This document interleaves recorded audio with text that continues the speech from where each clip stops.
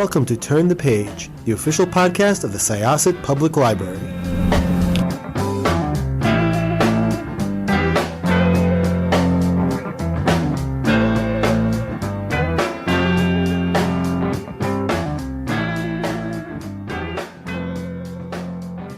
Welcome to Syosset Library's Turn the Page podcast. This is Jessica. I am your host today, and I am here welcoming back one of our absolute favorite guests for the show. They have written wonderful sci-fi fiction, and they write nonfiction as well. And I believe you came by just to talk about pandemic stuff with us when we were all depressed in 2020 and unable to leave our house. Yes. Welcome back to the show, Annalee Newitz. Let's talk about stories are weapons. Yeah, thanks so much for having me. Yeah, let's get into it. So this is a nonfiction book, and it is so unbelievably relevant. Not that your fiction ones aren't. We were just talking about that earlier. It is, it was one of those books that I saw the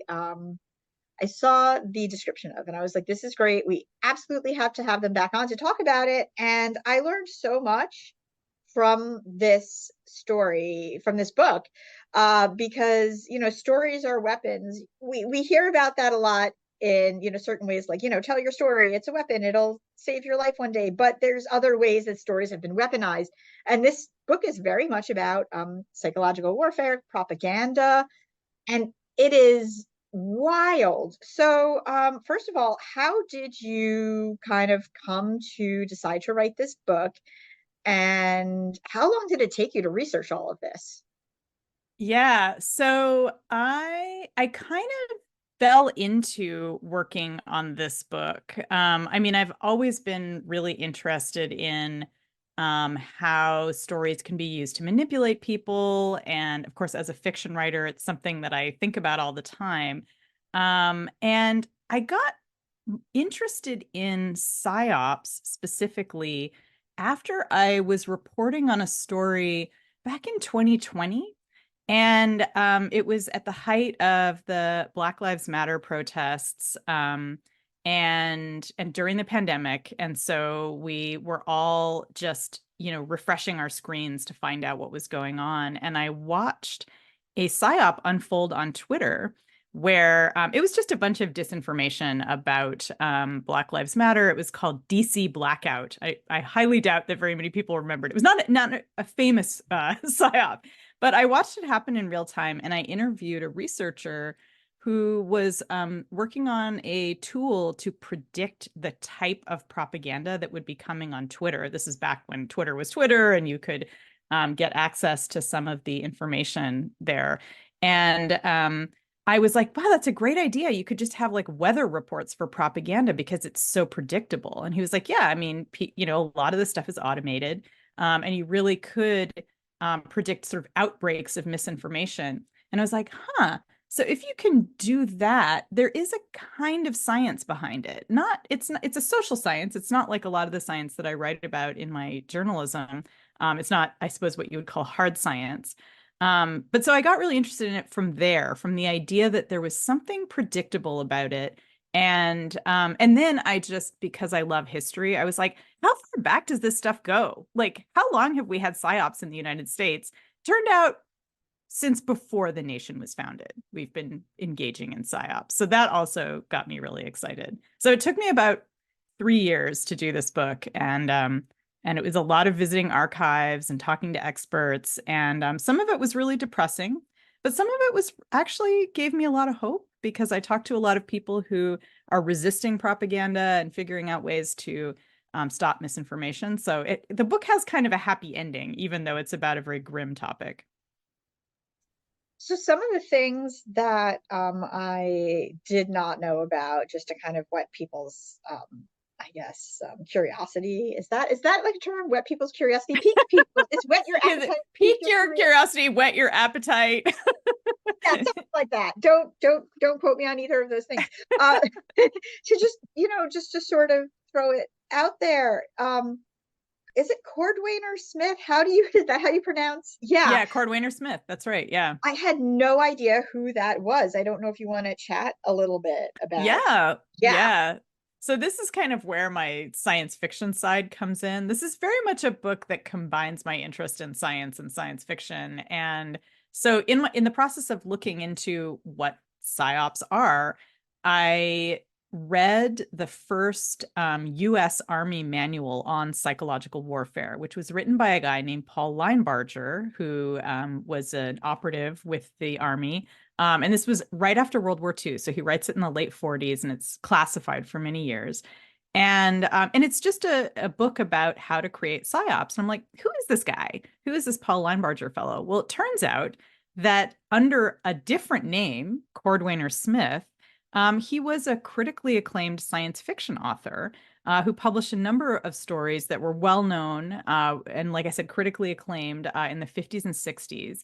And his short stories are really they're known among science fiction fans as being among the weirdest and most disturbing stories of the late 20th century. And they are wild, and almost all of them, in one way or another, deal with psychological warfare. They deal with mind control. They deal with uprisings among oppressed people using the power of their minds. There's literally one story that has what I describe in the book as a kind of atomic bomb of psychological warfare. It's like a psyop bomb. And what it is, get this, this is an example of how wild his imagination is. So this is a story called Mother Hitten's Little Kittens.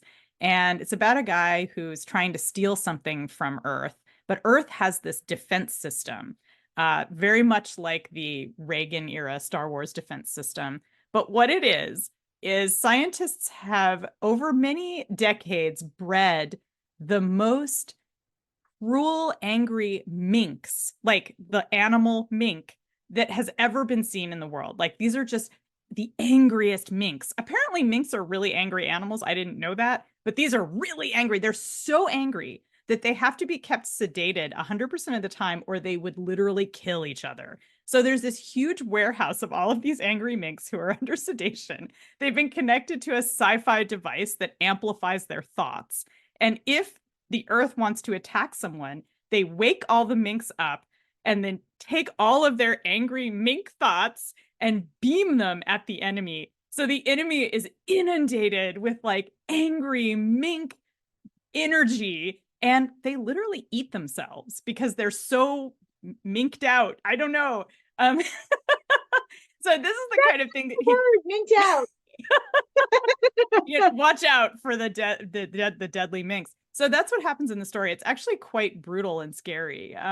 This guy who's he is admittedly trying to steal something, but like he ends up biting himself to death, like an angry mink or something. And so basically, Paul Linebarger was kind of working out a lot of his more fantastical thoughts about psyops in his fiction. But then in his nonfiction, he, in his military life and his life as a scholar who studied psychological operations, he was designing all of these psyops that were used in World War II. He was an expert in Asia. He spoke Mandarin and some Japanese and German. And so he helped craft some of the psyops against the Japanese during World War II. And then he went on to work with the military during the Cold War and craft some pretty strange psyops against the Soviet Union and Soviet allies. So he's just this really interesting figure who's kind of at the heart of the book because he's using stories both as entertainment in science fiction, but also as explicit weapons. And he's also the guy who codifies what a psyop is, what a psychological operation is. And his book was used to teach a whole generation of US military who worked in psyop how to do them and how to go into a foreign nation and use storytelling to undermine their morale, to hurt them. I mean, these are stories that are a psyop is like those angry minks. It's supposed to make you so upset and confused and angry that you destroy yourself or you surrender to whatever foreign power it is that you're at war with. So it was just, so I kind of structured the book to start with his ideas. And then the other thing that's super interesting about him is that in the first edition of his psychological warfare book, he has a whole section on psychological disarmament, which is something we never talk about now. But he actually really believed that if you're going to go into a psychological war, you have to have a plan to get out of it. And so that's something I recommend really strongly in the book, is that, you know, when we think about psychological war, when we think about culture war, because of course culture war grows out of psychological war, we never think about what our end game is. Like, what does it look like to win? What does it look like to surrender? How do we achieve peace after these wars? So that's a big question that I try to tackle. Yeah, wow. I mean, really, it's just it's so wild. It's so wild to think about. And like some of the other things that you mentioned about I believe there was something about like a falsified BBC station in Hmm. early I suppose it was early Nazi Germany, somebody who was almost an operative basically for Germany for the Nazis had like I don't even know what to describe it as is more than basically like a off-brand BBC that circulated propaganda, but the way Mm-hmm. that it was named, it sounded super official. And man, I was like, this is 100% like amped up now. But Yeah. I was curious if you wanted to chat about that a little bit. Yeah, I mean, this is another, this is something that Linebarger writes about, and then, of course, a number of other people experienced in real life, which is that during World War II, radio was the platform that everyone was using to spread both news, but also misinformation, just the way the internet is now. And all of the same kinds of tricks that you see on the internet were taking place on radio. So one of them, as you mentioned, is that the Germans would create what were called falsified stations, radio stations that would come on the air late at night after the BBC went to bed, and they would call themselves things like, British Broadcasting Company or something like that. So it sounded almost like BBC, almost like when you go to a website that has a fake address that's like one letter different from, instead of going to Walgreens, it's like Walgroans or whatever. It's like, give us your credit card. But this was all for the purpose of propaganda. And there was a British, actually, he was Irish, defector to the Nazi Party. He'd been a fascist his whole life. And he was nicknamed Lord Haw Haw. And he had a really popular radio show that a lot of people in the UK tuned into, that was called Germany Calling. Or I guess I don't know what the show was called, but he would start it with this saying, Germany calling, and he would just spout all of this propaganda about how strong Germany was, how terrible England was, like, wouldn't it be great to be a Nazi? Like, and he was kind of a celebrity, a celebrity of misinformation, but also one of the things that the British public really liked was that he was funny. Like, he was a funny guy, and so he would, poke fun at the conditions in England and talk about how everybody was drinking swill, because there was no food, and so people tuned in for the humor, but also because occasionally he would drop pieces of real news, but it was hard to tell the difference between the real news and the fake news. And again, it was all intended to demoralize the British, because all of the news, of course, was of how British troops had been killed and how they were losing ground. So in fact, the meme that he created, the Germany calling meme, like, still echoes today, in British culture. There's a famous Clash album called London Calling, which is a reference, obviously, to this, which of course now is no longer contemporary, but it's late 20th century album. And people still refer to Lord Haw Haw as like sort of one of the great misinformation propaganda kings of that time, and he was executed after the war for his crimes. So that was a really interesting moment for me in looking at that, because it does basically, the thing about psyops, especially when they're being used by the military, because remember, this is a formal psyop. Lord Haha was working for the fascists in Germany. He's working for Hitler. You know, these types of operations always use the most contemporary technology. So you're going to always see propaganda coming out on things like TikTok or, you know, YouTube or whatever the latest technology is that can deliver information to lots of people at scale.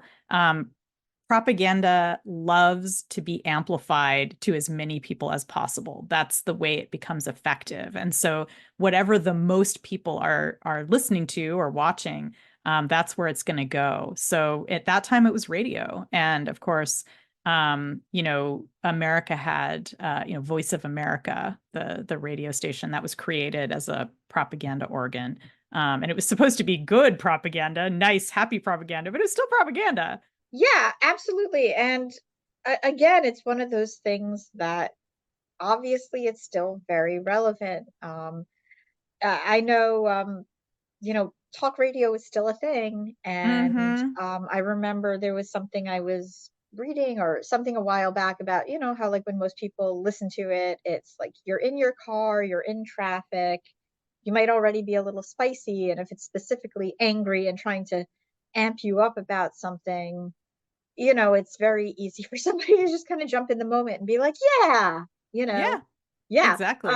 But again, and as we've seen, you know, there's so much falsified, and because you can use visuals, I suppose, on the internet, you know, it, it seems like it's such a fresh ground for weaponizing stories in that way too, because I mean, who's really gonna, you should be double checking where certain images come from, where certain, you know, but like if you see a visual, that's gonna get you, you know, that's gonna get you sort of seeing white, you know, hot anger Mm-hmm. immediately. And Mm-hmm. you know, but some of the other things that I thought was interesting that you talked about were like cigarette influencers.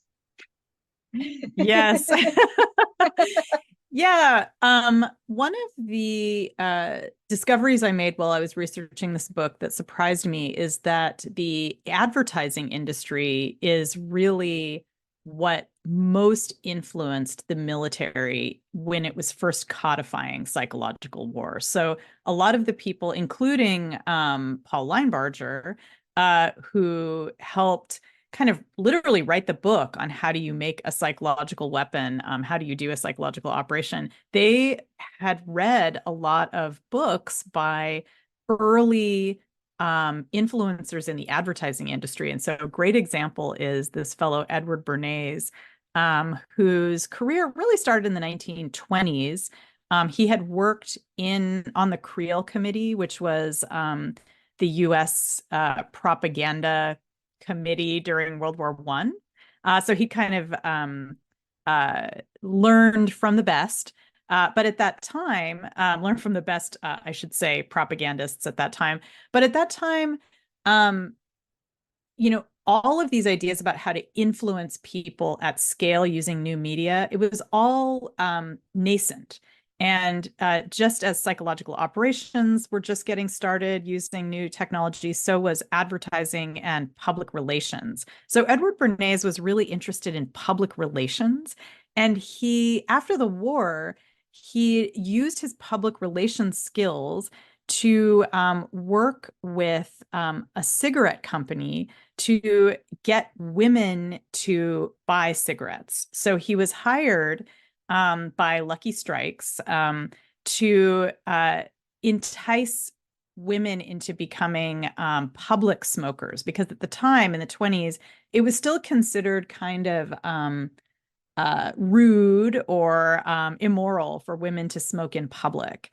And so Bernays was like, listen, we know that women read Vogue magazine, and we know that they love debutantes. So what if we got a bunch of debutantes to just walk around smoking cigarettes, and we took pictures of them, and we kind of inspired women to smoke in that way? And so he came up with this campaign for Lucky Strikes, where they reached out to all of these debutantes and got them to march in the Easter Day parade in New York City. And they called their little parade of smoking women the Torches of Freedom contingent in the parade, because they were declaring freedom. Remember, this is right after suffrage for women. So women had only had the vote for a few years when this happens. And in all of the Lucky Strikes ads, they kind of subtly tied together the freedom to smoke in public and the freedom to vote. And so it was trying to appeal to women who were feminists, who were like, I love my new freedom.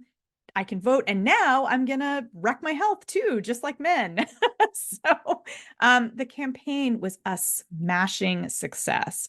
And actually, if you go online and just Google Torches of Freedom, you can see some of the ads, and there's a whole range of different ads that feature women marching for freedom. And it's funny and sad because around the same time, Lucky Strikes was doing a different ad. So they were doing all these feminist ads, but at the same time, they were doing a series of ads about how women should smoke, because if you don't smoke, you'll get fat when you get old. So it was like this horrible anti-feminist body shaming. So Lucky Strike was not a feminist company, but they were happy to use that as propaganda to get women interested in smoking. And so that was how Bernays started his career.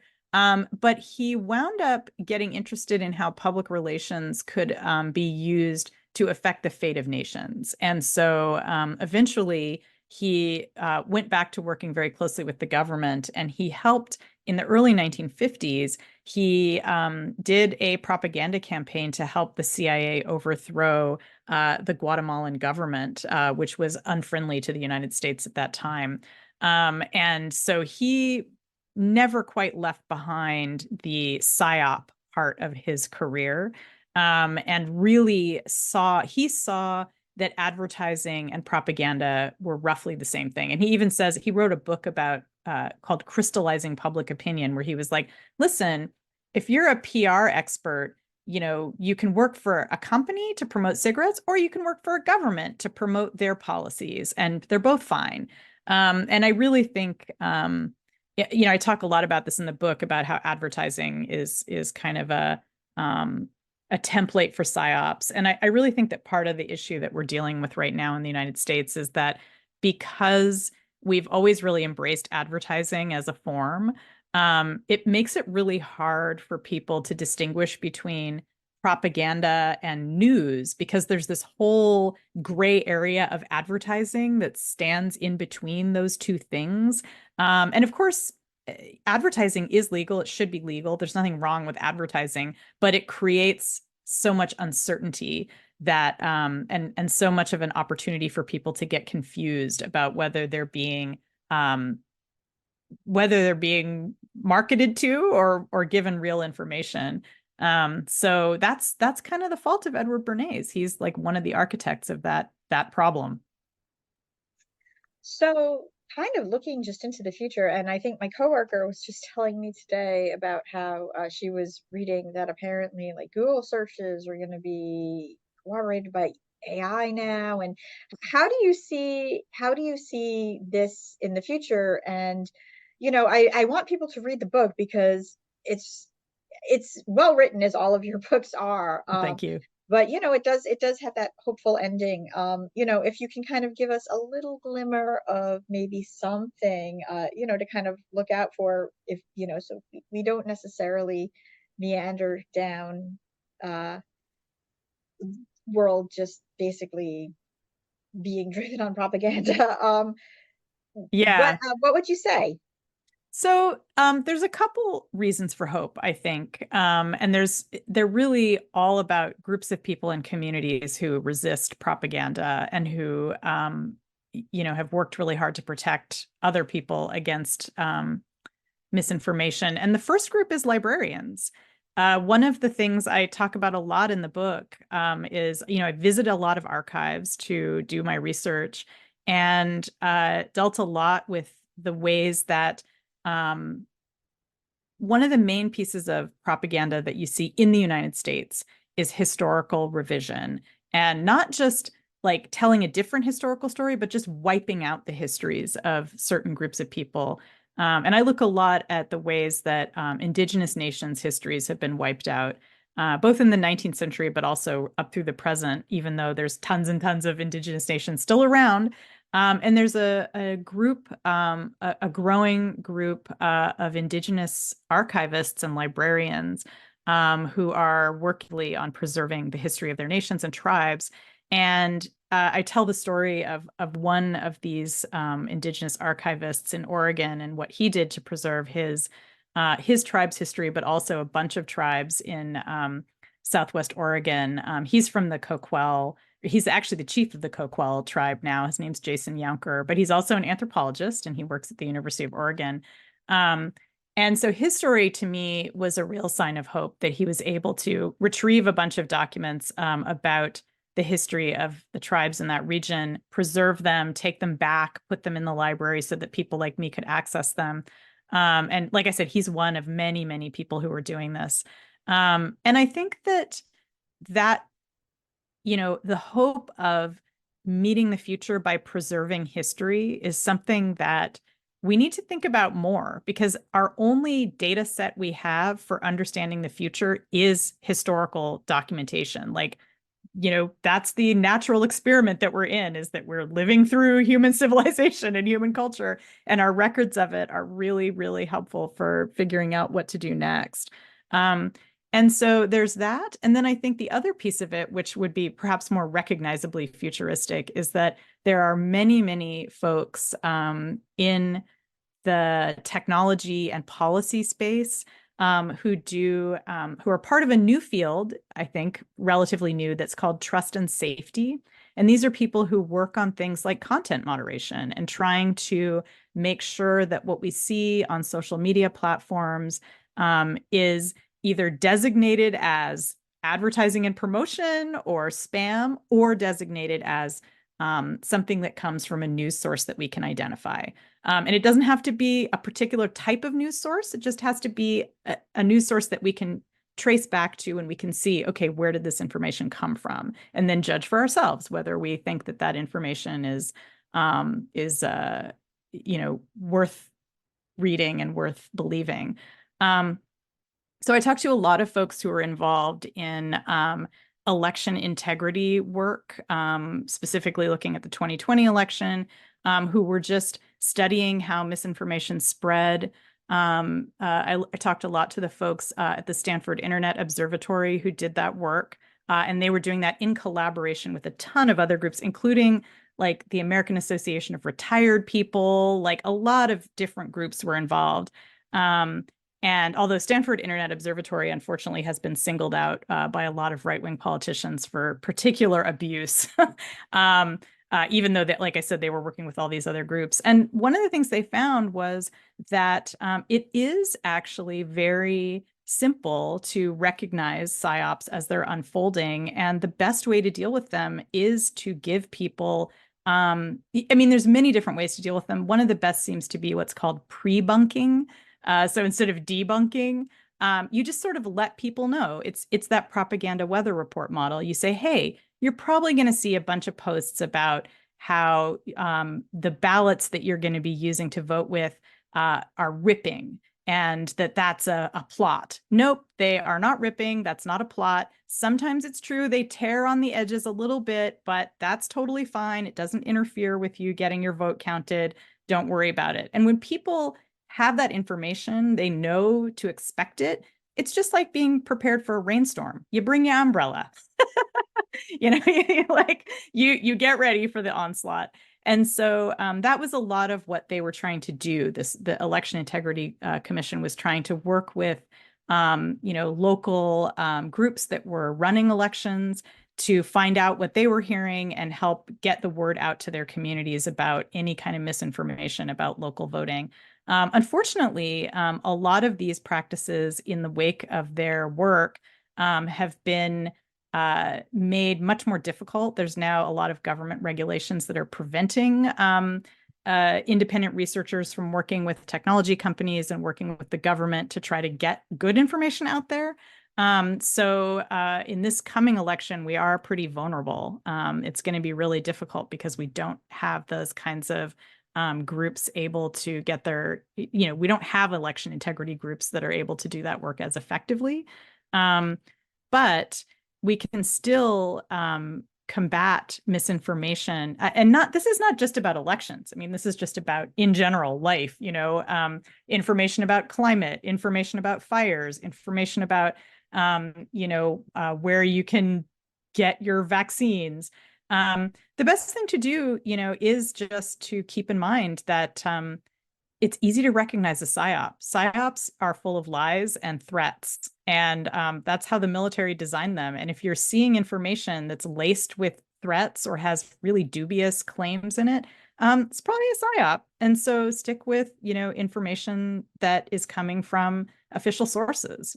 Go to the CDC, go to your local election commission, and that's really the best way to kind of get through the thicket of propaganda. So stories are weapons. When is it due out? It's coming out on June 4th. Check it out from your local Yeah. library or wherever you get your books. And Are be you sure working? to, oh, go ahead. No, you go ahead. I was just say, be sure to thank your local librarian for all their work because they're the ones who are keeping non-propaganda alive. Thank you so much. And are you working on anything upcoming, fiction, nonfiction, or otherwise?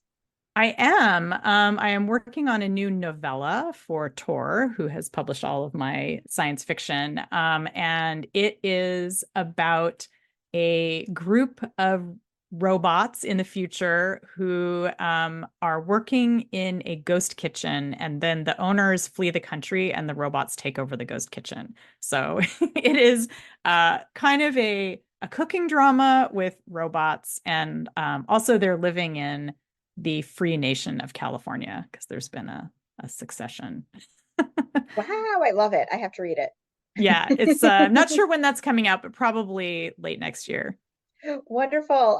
Welcome again, Annalee Newitz, and farewell as well. And hopefully we'll see you again soon. And we are going to close this chapter of Turn the Page. Thanks so much for having me. It's time to close this chapter of Turn the Page. Join us for the next episode.